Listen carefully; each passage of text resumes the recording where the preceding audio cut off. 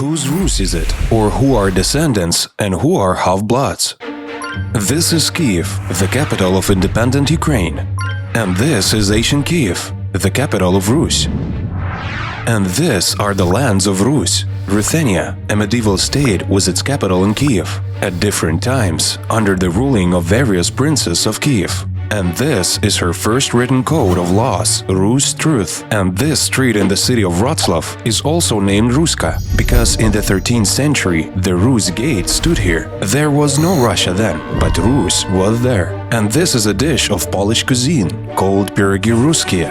This is the way Ukrainian dumplings are called in Poland. Are you surprised? Take it easy. These are just small pieces of a huge puzzle. It's hard for many to imagine that Ruthenian is not the same as Russian, because since the 18th century, the Russian Empire did everything to merge the terms Ruthenian and Russian together. Let's put every piece in its place and try to understand in 20 minutes. What is Rus? Where did it come from? And where did it go? Let's search who is its descendant and who is a half-blood. And finally, let's put an end to the main myth of the neighboring country's propaganda.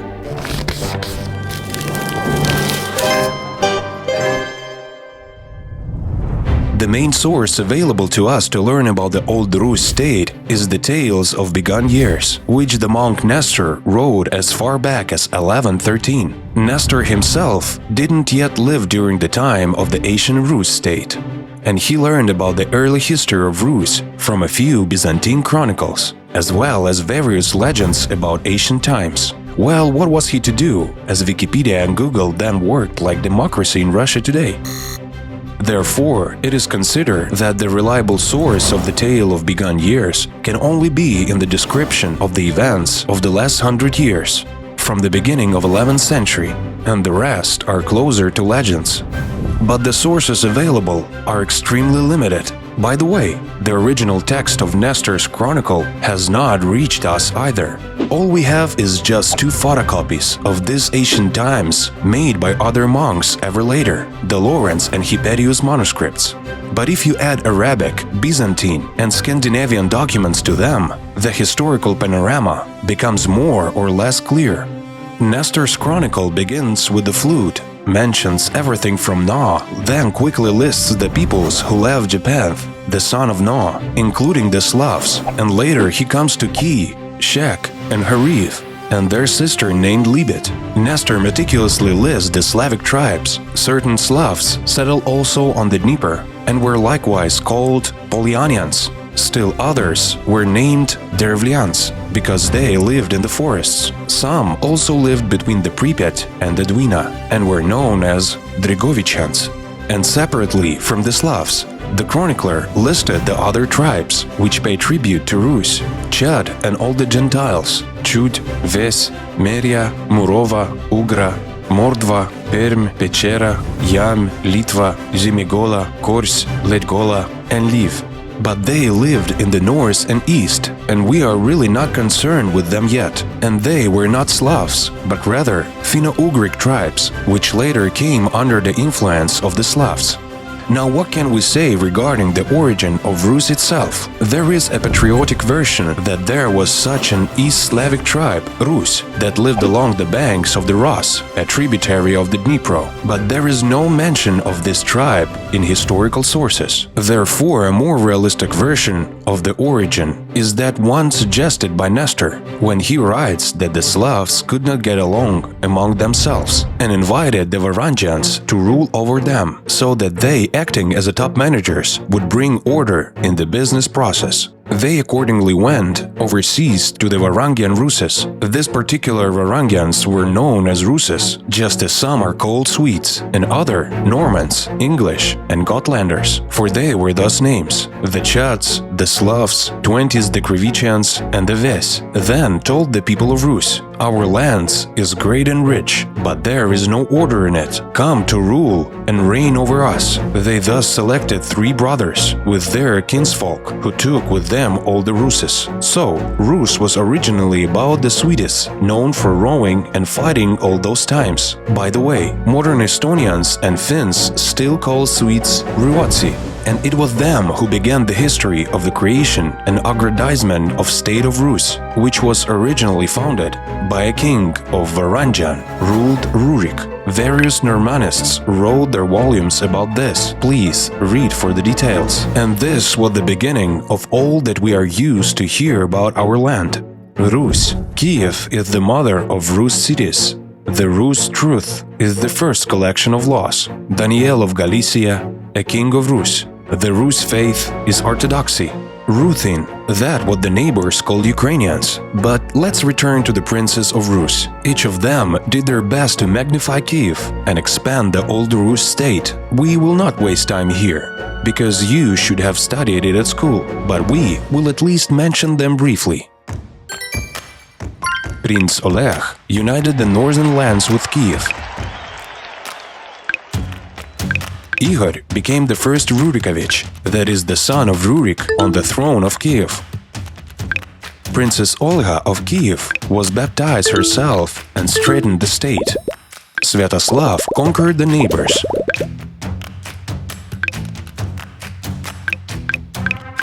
Vladimir, although he was not at all a saint during his life, baptized Rus. During his regime, the trident forever became a symbol of Rus and still remains the coat of arms of Ukraine. Yaroslav the Wise built churches, founded libraries, and related his children to half of Europe rules.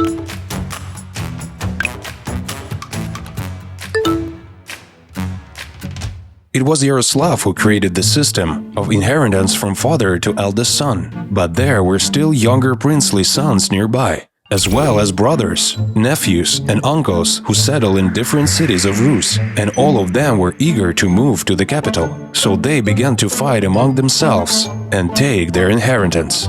Volodymyr Monomach was the last of them who managed to organize and unite everyone in Kiev. The family of the Rurikovich princes of Kiev had grown incredibly by that time, because after his death in 1125, only Monomach left 8 sons, not counting uncles, brothers, and grandsons. And there were also the noblemen from the bloodlines of Yaroslav, Izyaslav, Vsevolod, Sviatoslav, Mstislav, and others. Where to find the lands and possessions for everyone? Volodymyr Monomach even convened a congress in Lyobech to unite all rules of the Rus lands. Why are we destroying the Rus land, having an enemy against us?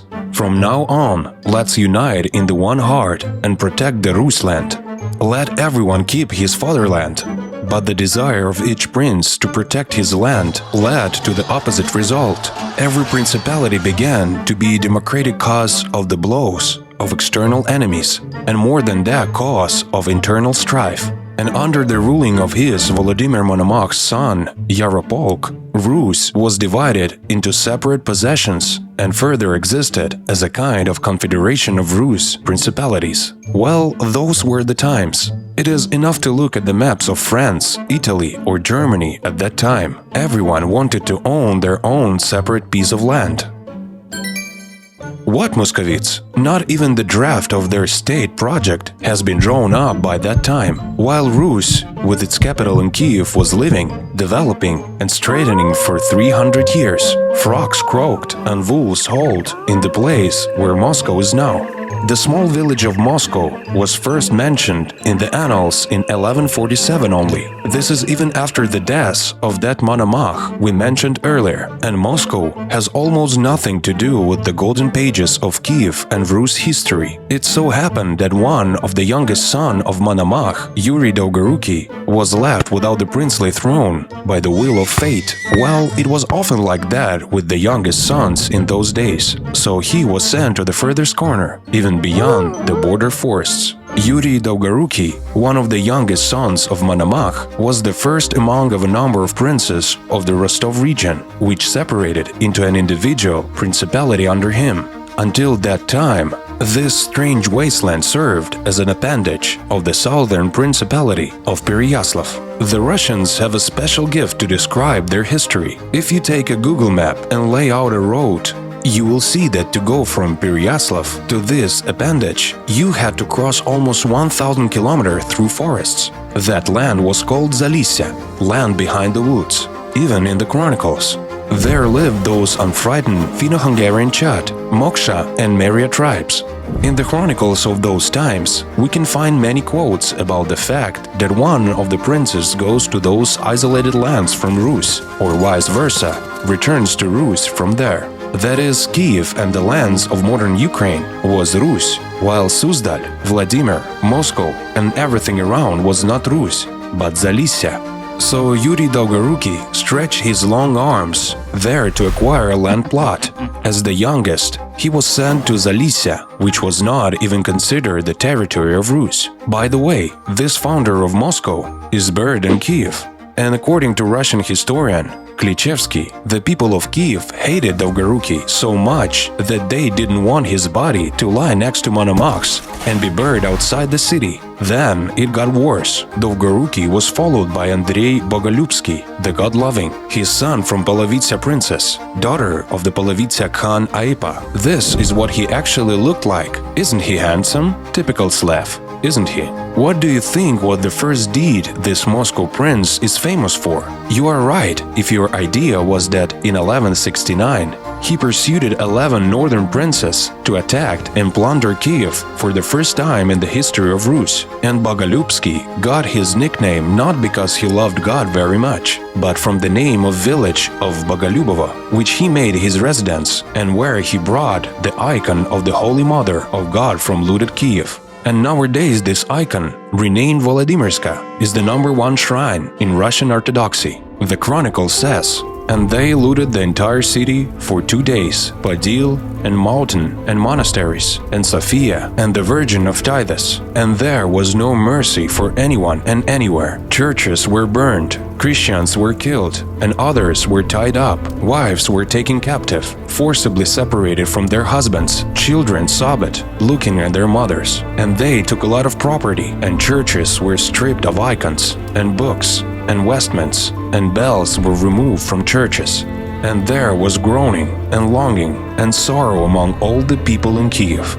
For the first time in centuries-old history, the mother of Rus cities was destroyed miraculously. Kiev has never experienced such a severe destruction. Even according to the Russian historian Lev Gumilyov, this Kiev massacre showed that the population of Muscovy has lost a sense of ethic and stayed united with Rus. Terrible times began for our capital.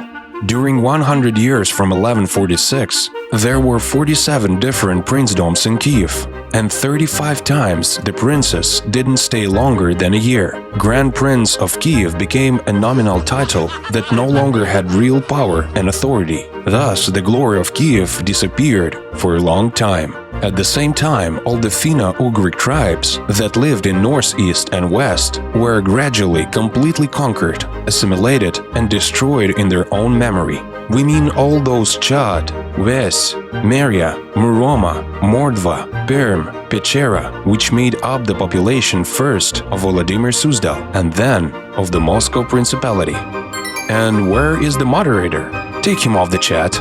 At the end of the 13th century, Moscow was an insignificant settlement ruled by the younger princes of the Suzdal dynasty. Moscow owes its rise to the policy of the Horde Khans, who, after conquering these lands, began to appoint tribute collectors among the Zalesian principalities. Simultaneously, they pursued a policy of preventing the straightening of one of their vassals. Alexander Nevsky, who was later canonized and declared a hero by the Russians, was a vivid example of such a horde taxman. His biography is just another myth of Russian history. Moscow began to grow rapidly during the reign of Ivan Kalita, the moneybag, who helped Khan Uzbek suppress the neighboring Grand Principality of Tver, and he gained new lands due to this. By the way, Kalita was not only a loyal subject of the Golden Horde, but also had Horde blood on his mother's side. He was a descendant of Han Sartak, the son of Han Batu, and the great-grandson of Genghis Khan.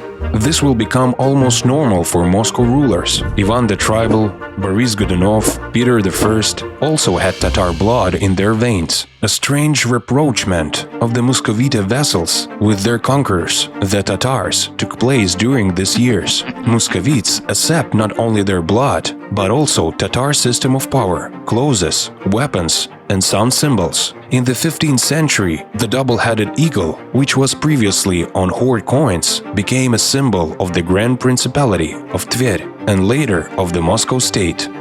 By the way, the Russian words "деньги" money also came from horde. Denga, as a silver coin, began to be mentioned in the 14th century in the Grand Principality of Moscow. This is how it looked during the times of Peter the Great. What an original design, isn't it? Here is another sample of originality, the so-called Monomach's cap, or crown of the great Moscow princess.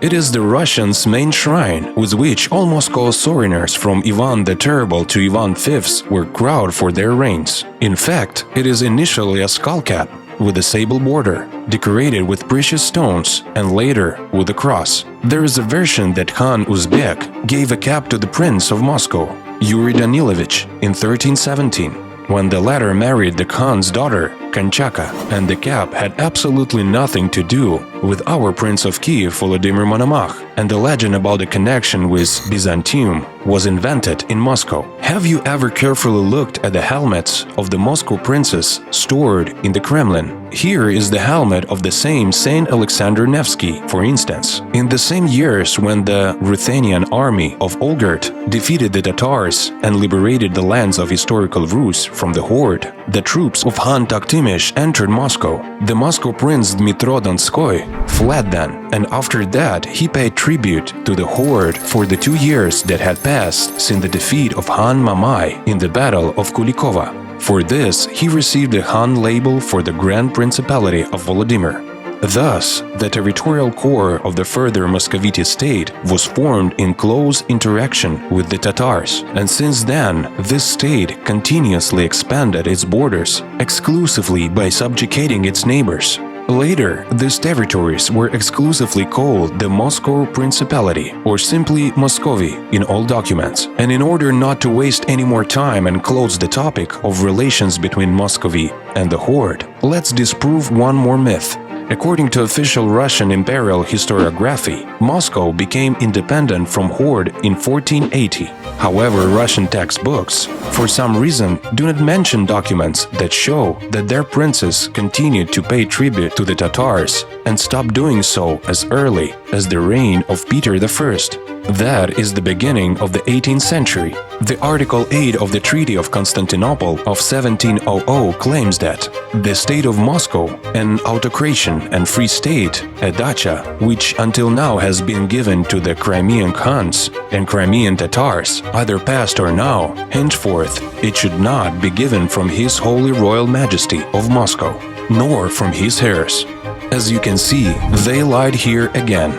And we will return to real Rus. After the weakening of Kiev in 12th century, its western lands gradually became the center of Rus, where the Galicia-Volyn Principality straightened at that time. After the coronation of Danilo Romanovich in 1253, it received the name of the Kingdom of Ruthenia, also known as the Rus Kingdom, remaining the heir of the Kiev dynasty.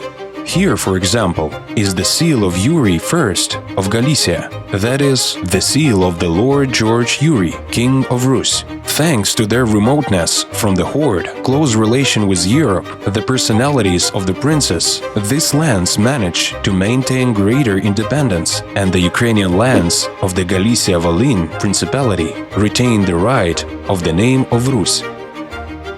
Since the 14th century, our land has been part of the Grand Duchy of Lithuania, Zhomanitsky and Rus.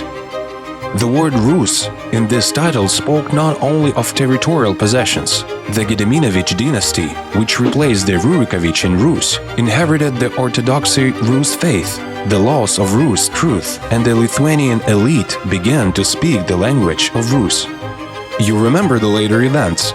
Lithuania is getting closer to Poland until the emergency of the Polish-Lithuanian Commonwealth, the centuries-old struggle against Muscovy for their inheritance of Rus begins. It was during one of these numerous wars that Prince Ivan III managed to capture a small piece of Novgorod-Seversky. The Muscovite instantly took advantage of this and completely illegally approaching the title of Sovereign of all Rus, thereby immediately demonstrating Moscow's ambitions for Rus without having any rights to it. Peter I fixed it finally. It was he who came up with the idea of renaming his state the Russian Empire. Although at first his coins were minted as Moscow ruble, it happened on October 22, 1721, when Tsar Peter I proclaimed the Moscow Kingdom the Russian Empire and Moscovites the Russians. And this was the way he finally stole the name of Rus, because no one wants to distance history from their own oppressors.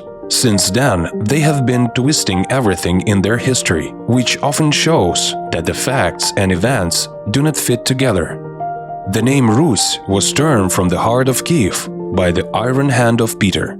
Kyivan Rus, Ukrainian poet, statesman and public figure, not only Russian people knew about this, foreigners also easily distinguished these lands. Here are some more interesting opinions for you. Guillaume de Rembrandt is the Flemish monk who, on the instructions of the French king Louis IX, traveled to the Mongols in the Karakorum through the Crimea, indicates the geographical location of Rus and its borders as follows. Rus lies to the north of this region, Perikop, that has forests everywhere. It stretched from Poland and Hungary to the Tanait, Don River, and further in the text. They reached the great river Tanait. This river serves as the eastern border of Rus.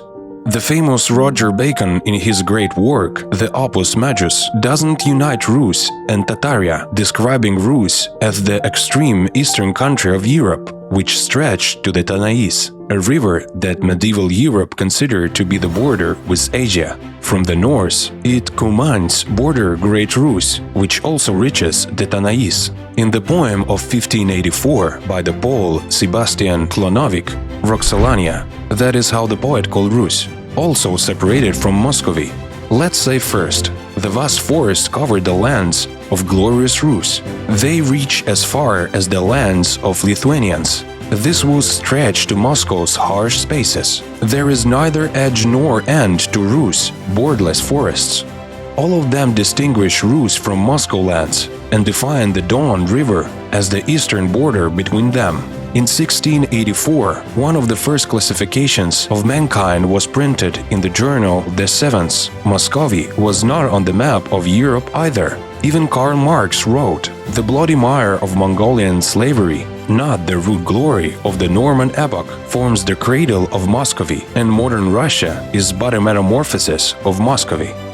And speaking of this galaxy of greatest, we cannot forget to mention our Mikhailo Hrushevsky, the author of the 10-volume history of Ukraine Rus. We are a people whose name was stolen. There can be no all-Russian history, just as there is no all-Russian nationality. We know that the Kievan state, law and culture were the formation of one nationality, the Ukrainian Rus, and the Volodymyr Moscow state of another. Regarding the names, we should state the following. For the first time, Ukraine was mentioned in Hypatian Chronicle. We find the word Ukraine in the Chronicles for 1187, where it was said about Prince Volodymyr Glebovich of Pereyaslav that Ukraine mourned him much, and it was definitely not about some Ukraina, edge, which our neighbors from Ural like to say.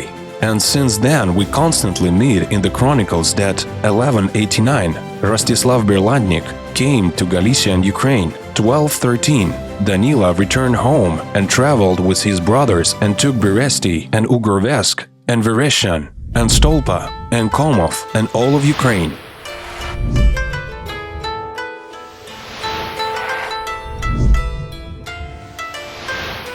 Ukraine is a new name for Rus. It was like France was earlier called Gaul, Britain, Albion, Spain, Iberia. The version that connects the name Ukraine with the word land, country, should be considered probably and convincing. And this is by no means Ukraina. We meet this name again and again later in acts and documents of Bogdan Khmelnytsky, Vikhovsky, Doroshenko, Samoilovich, Mazepa, and Orlik. Thus, in his letter to Zaporizhia in 1671, Doroshenko wrote about the whole of Ukraine, our Ukrainian people. At the same time, we can see the term Rusland related to our territory. In the context, it is not surprising that creating their works, historians began to use both names, History of Ukraine Rus. Rus is the state where we historically came from.